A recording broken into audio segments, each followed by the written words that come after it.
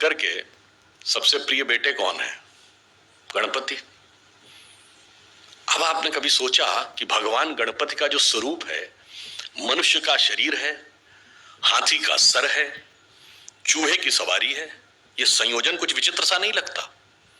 और उसके बाद भी आपने जब भी देखा होगा तो गणपति की सूंड सीधी नहीं है, घूमी हुई सूंड है। और एक ही दांत क्यों है? हाथी के तो दो दांत होते हैं। अच्छा, अगर एक दांत भी है तो एक दांत तोड़ के हाथ में क्यों लिया हुआ है? भाई एक ही दांत बनाते। ऐसा नहीं है, वास्तविकता जानते क्या? और वो है क्या? आपके महाराष्ट्र में अष्टविनायक हैं। आज मुझे भी राजनांदगांव में अष्टविनायक में से एक विनायक के दर्शन का सौभाग्य मिला। तो 8 ही विनायक क्यों है? 7 या 9 क्यों नहीं? आजकल ऐसी तो तर्क करते हैं ना, लेफ्ट लिबरल, और कई बार हमारी युवा पीढ़ी भी उसी में प्रभाव में आ जाती है। उसका कारण जानते क्या है? चाहे भगवान शिव हो या भगवान गणेश हो, उनका पूरा का पूरा जो स्वरूप है ना, वो हमारी चेतना के एक बहुत गहन स्वरूप का प्रकटीकरण है। और वो कॉन्शियसनेस का एक शिक्षा देता है, एलिवेशन ऑफ कॉन्शियसनेस का। भगवान गणेश जी के 8, जानते हैं अष्टविनायक क्यों है? वो 8 सिद्धियों के देवता है।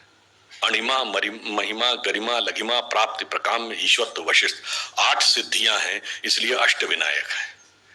हर विनायक का स्वरूप एक एक सिद्धि देता है। और मनुष्य का शरीर और हाथी का सर क्यों है? हाथी के सर में गजमुक्ता होती है। उनका पूरा स्वरूप कुंडलिनी जागरण की प्रक्रिया का अंग है, इसीलिए सूंड उस कुंडलिनी की प्रतीक है। ब्रह्मरंध्र यहां माना गया है, इसीलिए हाथी लिया गया, जिसके गजमुक्ता होती है। माना जाता है मस्तक में एक पिनियल ग्लैंड जैसी होती है। और वो सूंड कभी नीचे नहीं है, ऊपर उठी है, क्योंकि सामान्यतः मनुष्य की जो गति होती है वो अधोगामी होती है। यानी अगर व्यक्ति को अकेला छोड़ दिया जाए, नियम कानून समाज के बंधन ना हो, तो वो पाशविक प्रवृत्तियों की तरफ भागता है, यानी चाहेगा जबरदस्ती सब कब्जा कर लो। यह है अधोगामी प्रवृत्ति। पर जब ऊपर की तरफ आते हैं तो वो ऊर्ध्वगामी हो जाती है। इसलिए सूंड उनकी नीचे की तरफ नहीं, कर्व्ड है, यानी उस अवस्था का प्रतीक है जब आप डाउनवर्ड से अपवर्ड की तरफ जा रहे हैं। और चूहे की सवारी क्यों है? चूहा हमेशा जमीन के नीचे बिल बनाता है, यानी आपको अपनी चेतना के अंदर जाकर बैठना होगा, तब आपको यह शक्तियां क्रमशः प्राप्त होंगी। और जब आप मूलाधार, स्वादिष्ठान, अनाहत और विशुद्ध चक्र यानी 4 चक्र पार करते हैं 7 में से, अब चौथे चक्र के बाद की यात्रा संसार और ईश्वर दोनों के एक साथ संबंध से नहीं चल सकती।